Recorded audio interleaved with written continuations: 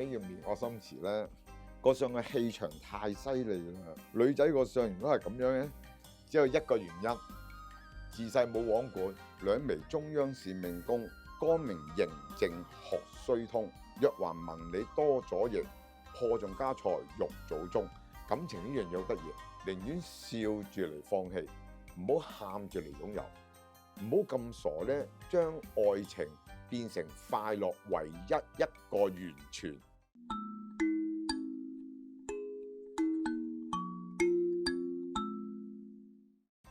歡迎收睇《李英才無所不想》，我係主持阿 Kit， 呢位係李英才師傅同埋我哋嘅嘉賓阿 Fina。師傅啊，呢個相咧我唔係好敢望啊，算唔算惡啊？我冇講佢惡，係啦，我就講佢狠啫。咁啊，佢個相咧，我哋講啦，面惡心詞啦。咩叫面惡心詞咧？個相嘅氣場太犀利啦！女仔個相如果係咁樣咧，只有一個原因。自細冇王管，所以咧，你應該係你自細成長裏邊咧，你唔似女仔嘅。人哋嗰啲女仔似咩？人哋啲女仔咧係似係嗰啲咧，係喺屋企啊，黐下家啊，聽下歌啊，播下劇啊，諸如此類。但係你嗰啲唔係嘅，你嗰啲咧可以咧成個男仔頭咁樣，周圍走啊，扎跳啊，成個相面好闊，個額又廣，所以細個唔受管嘅。有冇呢樣嘢啊？啱啱反轉，係點樣㗎？係我細個咧，好即係叫做即係幼稚園啊、小學嗰陣時咧，好中意匿喺屋企。咁我爺我嫲咧，即係我嫲啦特別，咁啊捉咗我出去，又跑步啊，又要喺公園玩嗰啲咩單槓啊嗰啲咁樣，係調翻轉係趕我出去啦。中學嗰陣時咧，我想匿喺屋企就唔得嘅，要出去見多啲人啊。咁樣喎，師傅話佢幼稚園同埋小學使唔使睇埋耳仔啊？唔係，我哋要修正翻呢樣嘢先啦。佢話咧，佢細個好乖啊，匿埋屋企人就趕佢出去嘅話咧，我哋咁樣講啦。如果你本身你嘅性格咧，你係中意喺屋企嘅話咧，趕你唔到出去嘅，你結果你都係翻嚟屋企嘅。但係如果你話咧，可以放得你出去嘅話咧，你先至有本事咧，係同出邊嘅人接觸。因為你個相咧個額咁闊嘅話咧，唔係話人叫你做乜就做乜嘅。牛如果唔飲水，撳唔到個頭低嘅。睇相唔同算命，睇相係四目相投。如果佢係咁聽話嘅話咧，佢嗰個額筆，佢嗰個神采，佢冇咁強嘅。所以唔好灑走呢個答案先。你講個面嗰陣，哎呀我屋企啊，我唔願出去啊，俾人捉我出去嘅啫。如果你真係喺屋企嘅話，捉你唔到出去，呢個係第一。第二，你講到讀書，呢啲上去讀書咧，你冇可能係順利嘅。譬如你讀書裏邊咧，你會有波折啊，有上落啊，呢啲一定係要中間裏邊咧係出個停動啊、上落啊、波折啊，呢啲就係嗰啲帶啲反叛啊，係帶啲跳躍啊嗰啲人，而之後。你先再翻入去學校攞翻係俾人哋優勝嘅學歷翻嚟，咁就算。如果你話你細個唔係，我細個好乖㗎，我匿喺屋企嘅，冇人本事捉你出去，冇本事。好啦，你話我讀書啊，你細個讀書，如果一個好乖嘅人咧，讀書咧正常應該係順序讀到完佢個學位，跟住啦。好啦，中學啦、大學啦、畢業啦，你唔係，你係點咧？我讀到中四咁啊，跟住之後就轉咗去讀夜校啦。咁啊，跟住之後因為經濟問題，咁啊冇繼續讀落去。咁啊，跟住之後出嚟做嘢，儲咗少少錢，咁啊，跟住之後讀翻書。呢啲一定係要性格好強嘅人先做到呢樣嘢。你喺屋企嘅人咧，係冇本事做呢樣嘢。我匿喺屋企讀嘅。你匿喺屋企讀係呢啲係你自己嗰個讀書嘅模式啫。但係你要求你自己攞翻你要嘅嘢嘅話咧，呢啲唔會係嗰啲好內向匿喺屋企唔喐嘅女仔嘅性格嚟嘅。仲有你再儲咗幾年書再讀嘅話咧，你唔止係讀完大學嘅喎，你應該喺大學裏邊再上一層嘅喎。讀咗個碩士咁咯。合相格啦，係啊。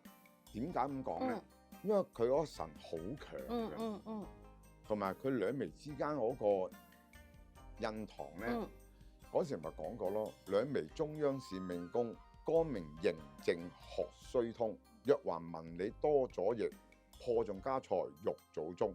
佢就係喺佢嗰個印堂裏邊凹一凹，所以佢讀書嗰個挫折咧就沉一沉。但係因為你嗰個神強，而你個眉個細舊，所以你嗰啲相咧，你一定係回頭再翻嚟攞更高嘅學位，但唔係靠運氣，係靠你嗰啖鬥志，可唔可以咁講啊？仲有佢個相咧，眼帶桃花，豔光四射。通常隻眼如果係好重豔光、好重桃花咧，有3個特性嘅。又考我啊？個心率唔係幾好。你嗰個心咧，你嗰個心率咧，係突然間會跳得好緊要嘅，唔知點解嘅，即係突然間噗噗仔咁跳啊咁樣，無前前會突然間會跳得好犀利咁樣嘅。第好驚細路仔尖二，叫。你好怕呢啲嘅，你咩海盜船啊，嗰啲咩笨豬針嗰啲更加唔會鬥添嘅，即係嗰啲你突然間有一下咧，你離心嘅。第3，唔記得啦。瞓覺係要咧有一種周期性，咁即係話咧嗰排裏邊咧，如果你習慣咗11點鐘瞓咧，你就喺11點鐘，你唔使鬧鐘噶，你喺11點鐘你就眼瞓噶啦。但係如果你過咗11點鐘，你瞓唔到覺嘅。咁但係如果突然間轉咗個周期性咧，係2點瞓咧，你係習慣2點先瞓嘅。咁你個周期性係唔定嘅，一去到呢一個模式咧，譬如話習慣2點咧，你係2點先眼瞓嘅啫。但一過咗2點咧，你就瞓唔到嘅，你就要好耐先瞓到嘅。3樣嘢就稱之為眼有驗光，似唔似啊？中呢種驗光落到佢塊面咁闊，個鼻翼咁窄嘅話，佢喺40歲之前，你就算你點樣拍拖都好。你冇一個男仔留得住，但係你勝在點咧？勝在大把俾你選擇。師傅，我未聽過面闊鼻翼窄就留唔住感情係咩意思？鼻為呼聲，面大鼻細咧，就已經輸蝕喺感情嗰度。再加上咧，如果鼻翼咁窄咧，好難服侍嘅。咩難服侍咧？佢心情好咧，佢當你係寶。心情唔好咧，就當你係草。你問你自己係咪？太耐冇拍拖，有啲唔係好記得。但之前咧？之前唔係好成熟啫，個人。成唔成熟呢樣嘢同年紀冇關啦，係嘛？而家唔係未拍拖，係你而家唔想拍拖。你要拍拖嘅一啲都唔難，因為你嘅驗光咧仲係好醒。呢個係其一，其二。你以前拍嘅拖咧，你每一次咧你都好認真，但每一次咧，就算人哋勸你話呢個人唔好咧，但係你都唔會聽，你係送你自己一隻果。但係當你一愛嗰時就愛得好深，但係當你一唔玩嗰時咧，你就唔玩。呢個咧就我哋講40歲之前眼有驗光、鼻翼細、面闊嘅人，所以40歲之前你嘅感情你留唔住，其實。你要留得住嘅係要過40歲後，邏輯上面學你話齋啦，成熟啦。但我又唔鬼覺得年紀大一定係成熟咯，因為點解咧？短短一聚嘅話，我覺得你咧仲係好少女嘅性格咯。咩少女咧？你到而家你都係㗎，你做嘢都啱㗎，啱就啱，唔啱就唔啱，中意就中意，唔中意就唔中意嘅，而且。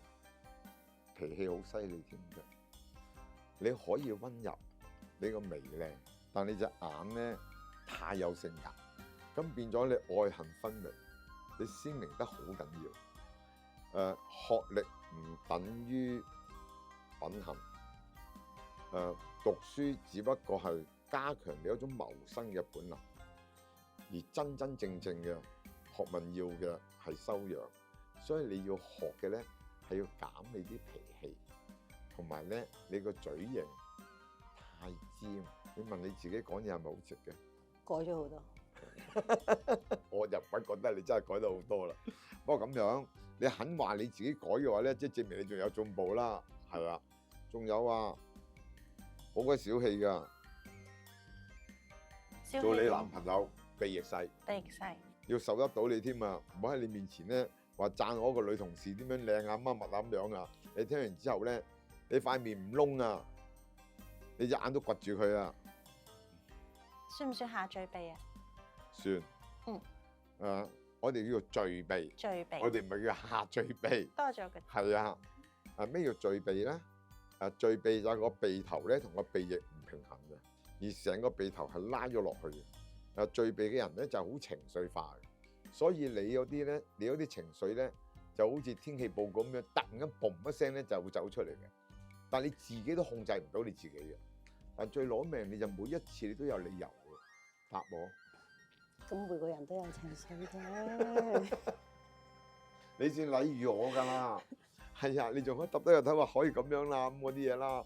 但係平時唔係㗎，你隻眼好有火啊，驗光就還驗光，怒火就還怒火，兩樣嘢可以夾埋一齊㗎。